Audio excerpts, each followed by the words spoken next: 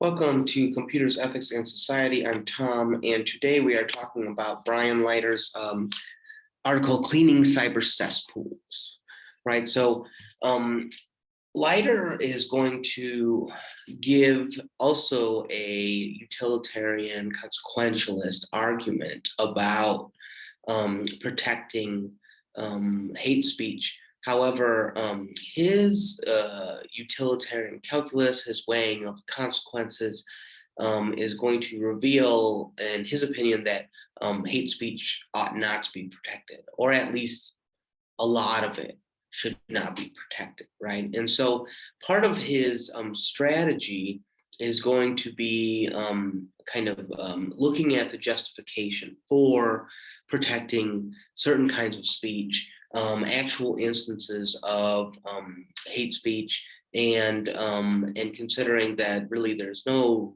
real reason to protect it by kind of checking off a list of different values you might have that would promote protecting various kinds of free expression, right? So the article is called Cleaning Cyber Cesspools because he's really focusing on this thing that he calls this phenomenon he calls cyber cesspools, right? Which are, by and large, he focuses on chat rooms. The article is a few years old, but it definitely applies to various, groups on social media and practices on social media. He talks about a cyber cesspool as some place in cyberspace that's kind of devoted to violating the dignity of others, right? Places on the internet where people say really, really bad, nasty stuff, right? Which there are a lot of. And he thinks part of what is concerning about cyber cesspools is that they promote dignitary harms, what he calls dignitary harm. So he's really going to focus on this idea of the harm of the speech, right? And he thinks that hate speech causes a lot of harm in itself. And of course, being a good consequentialist, we need to mitigate or end harms to the best of our ability. We have this moral obligation to do so. And so tortuous harms comes from this idea of tort law, right? So that's the realm in which you bring a case of defamation or slander and this kind of stuff. And so, of course, those are like unlawful, and there are laws against doing that kind of stuff. Dignitary harms, he says, are harms that are real to individuals, have genuine impact on their lives, and are recognized by common decency, but not necessarily by law. Now, one thing to get very clear about in the outset is that dignitary harms are more than just someone saying, that I'm too skinny or too short or something that hurts my feelings, right? That's not really what he's after here. Dignitary harms are cases where, let's say you and a bunch of friends start devoting, a Facebook page to talking about, why I'm, some kind of really terrible insult, and start talking about all this crazy stuff that you're going to do to me or whatever, right? And then it becomes very popular and people start reading it. That's going to have a significant impact on my reputation, my sense of safety. That's pretty sophisticated, right? It might not meet the standards of genuine defamation, right? Or genuine libel or something like this. But nonetheless, it is going to have a real impact on my quality of life. And that's what he means by dignitary harms. Oftentimes, people claim that something that someone else is saying is an instance of defamation, and really it doesn't meet the legal standards. But it is something that someone says that really will produce some kind of harm to one's life, right? And that's what he means by dignitary harm. So you want to resist the idea that, like, oh, well, people say bad stuff, you should just don't let it get to you, right? Because especially with the internet, it can have a significant impact on your life, whether you like it or not, right? Basically, his argument is going to be that hate speech and other demeaning speech produces significant dignitary harms, right? And he thinks that should be recognized. But he also thinks that we don't have good reason to protect the kind of speech that occurs in cyber cesspools, right? And it's also worth mentioning at the outset that he will give actual instances of the kind of speech that goes on in these chat rooms that he thinks needs to be curtailed and censored. And it is a little bit of a rough read. If you noticed, he doesn't hold back on the sexual context, a lot of it, the violent context, the profanity, right? Because he wants to show us what people are really saying on the internet. And I'm sure we're all pretty aware of this, but it's pretty nasty stuff, right?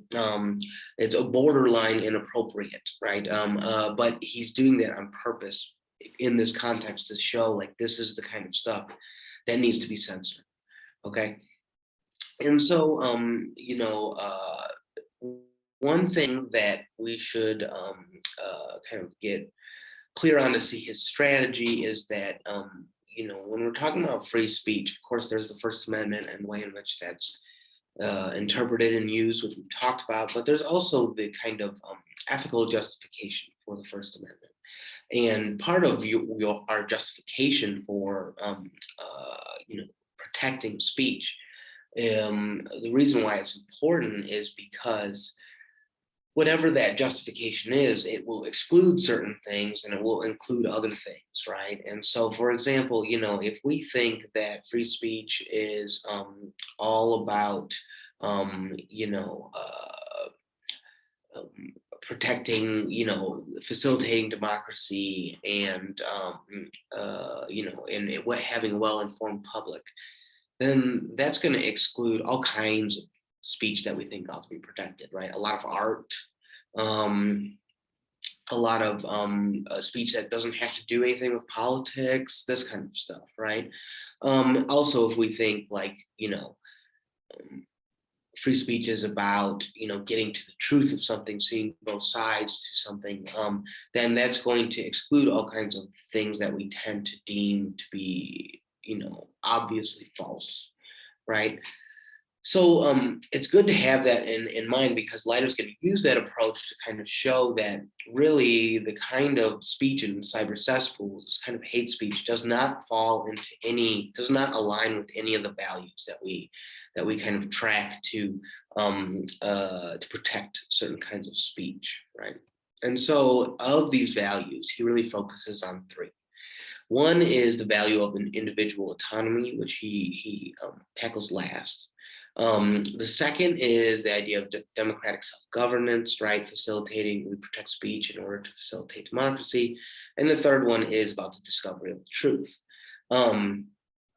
Leiter's pretty quick and dismissive about the second point. He thinks the speech in cyber cesspools and in general hate speech does not play a role in facilitating democratic self-governance, right?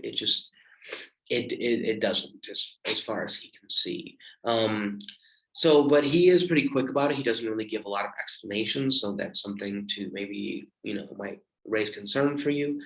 The third one, he really kind of pulls on Mill and this idea of the marketplace of ideas, which we've touched upon. And for Mill, he thinks that the truth is best reached by, considering all kinds of different perspectives and then kind of sifting through those and finding the one that's the best, right? This is why we kind of allow all kinds of different ideas to be thrown around, because it will help promote the truth, right? And he also he talks about three different claims that really support the idea of the marketplace of ideas. The first one is that we can't assume that we're infallible, right? I have beliefs that are mistaken, and the best way to kind of put those to the test is by putting them up against opposing beliefs, right? And if sometimes our beliefs are partially true and we need other beliefs to advance our knowledge and get a fuller context of what's going on and seeing what parts of our belief systems are false, right? That's the second point. And then the third one is that even if our beliefs are wholly true, right? Even if you hold the right position, um, being able to justify that belief in the face of an opposing belief helps you kind of understand why your belief is true, right? And I believe Mill even said that you really don't know why your belief is true until you're able to kind of argue for it in the face of an opposing belief, right? You don't really know what you believe until you grasp why it's true. So on these claims, Leiter kind of takes them in turn. On the first claim, he thinks that, he claims that really when it comes to hate speech, we don't really have a reasonable alternative that what would you say? They're not the kinds of claims that kind of fit into a discussion of back and forth, right? There are some claims that are just like obviously false. And he thinks like, for example, 2 + 2 = 5 is obviously false. And so it's not something that you need to kind of have in the marketplace of ideas a back and forth on, right? You don't need to argue to that person that 2 + 2 = 4, right? It's just not, this is what he thinks, it just doesn't going to factor into the marketplace of ideas. And he thinks also some of the speech that you see in these cyber cesspools, like he gives examples of, for instance, there is this example of a law student where she's female and all the other students start to pick on her, and they create a chat room where they start talking about how she should be sexually assaulted and this kind of stuff. And Leiter thinks that's just obviously false. That's just not something that fits into the marketplace of ideas, right? And then he also, the other kind of point that he kind of considers is that, limiting opinions on cyber cesspools can lead to limiting other unpopular opinions. This is what he calls a spillover effect, right? Starting to curtail certain kinds of speech that we think are obviously should not be protected can lead, it's like a slippery slope to the curtailing and censoring of other ideas. And then this would have the spillover effect of limiting our access to the kinds of ideas we need to really facilitate access to the truth, right? And so this really kind of shifts his discussion to considering kind of the harms of cyber cesspools on the one hand, and the harms of this possible spillover effect, right? So what he goes on to say is that actually the harm of the spillover effect is pretty minimal, right? And he gives two main reasons for this, right? One is that we don't really have reason to think that the censorship on the internet would be worse than censorship on other platforms like TV, radio, films. I've tried to emphasize that we do have a lot of censorship already. We claim that we have this kind of grand idea of free speech, but there are lots of books that are banned. You can't say whatever you want to on radio. You can't say whatever you want to on network TV. That's just a fact, right? And a lot of that is government censorship. So we have that in place, but nonetheless, there is a good amount of different ideas that you see on those platforms, right?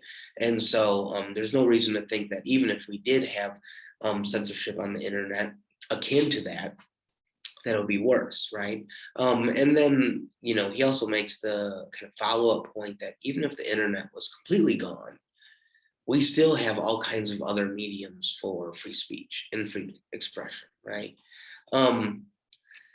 So all of that is to say is when it comes to the marketplace of ideas, there's not a lot that really speaks for letting in this kind of the speech of cyber cesspools, this hate speech, into the marketplace of ideas. It's not really clear that it would play any kind of constructive role. And also, censoring it is likely to have a very minimal spillover effect. There's not real good reason to think that that spillover effect would be significant. So based on that, the utilitarian calculus tends to lean into the direction that actually, mitigating these dignitary harms would do way more good than harm. And so, and then lastly, he kind of he focuses back on this idea of individual autonomy. Even given all this, you might think, well, we just have a value that people should be able to express themselves as much as possible. We should kind of respect their decisions, whatever they may be.